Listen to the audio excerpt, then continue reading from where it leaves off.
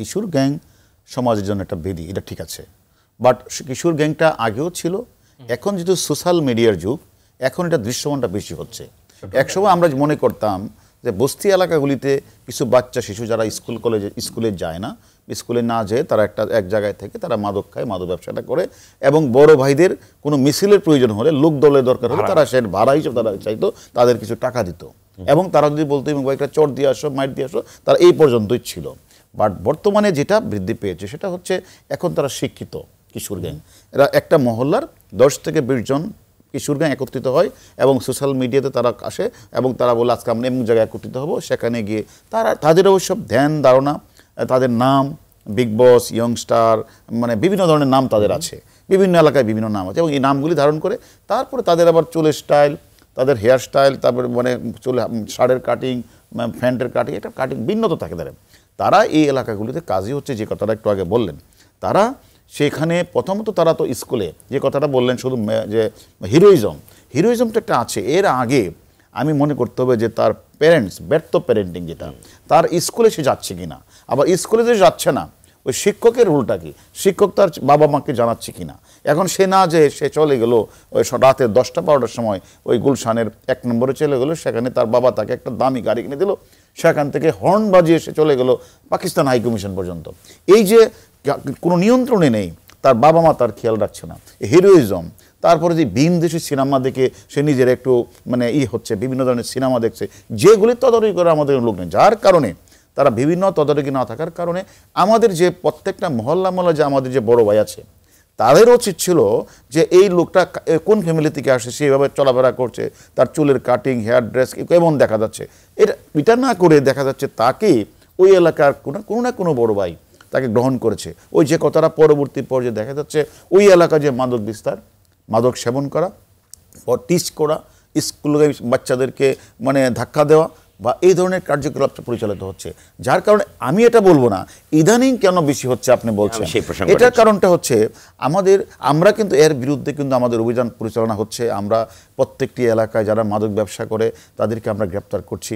কিন্তু মাননীয় এটা হওয়ার পর মাননীয় প্রধানমন্ত্রী যখন এটা নিয়ে কথা বললেন, তখন থেকে আমরা আরও বেশি রকমভাবে আমরা এটার বিরুদ্ধে আমরা কাজ করি, আমরা প্রত্যেকটা মহল্লা করে গিয়ে গ্রেপ্তার করি।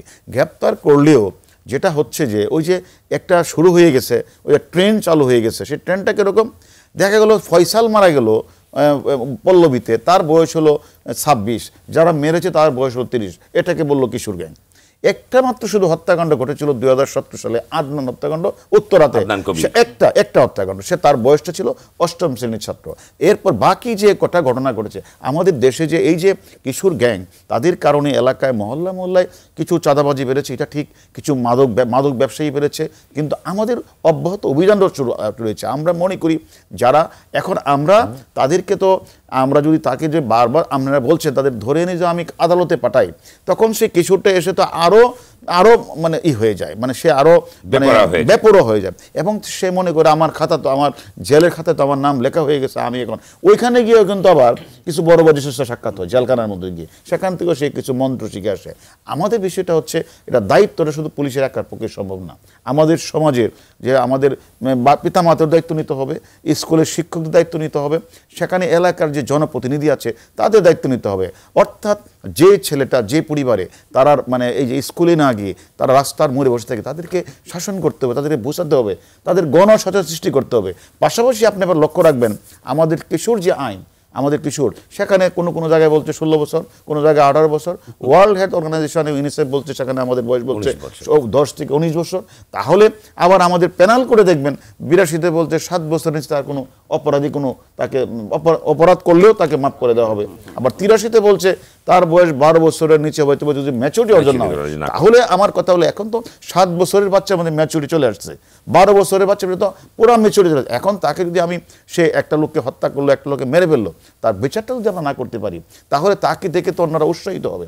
এখন আমরা মনে করি আমাদের আইনশৃঙ্খলা বাহিনী মাননীয় প্রধানমন্ত্রী এরা বারবার বলেছেন এবং মাননীয় প্রধানমন্ত্রী কিন্তু লাস্টে এই কথাটাও বলেছেন, এটা সকলকে একসাথে এগিয়ে আসতে হবে।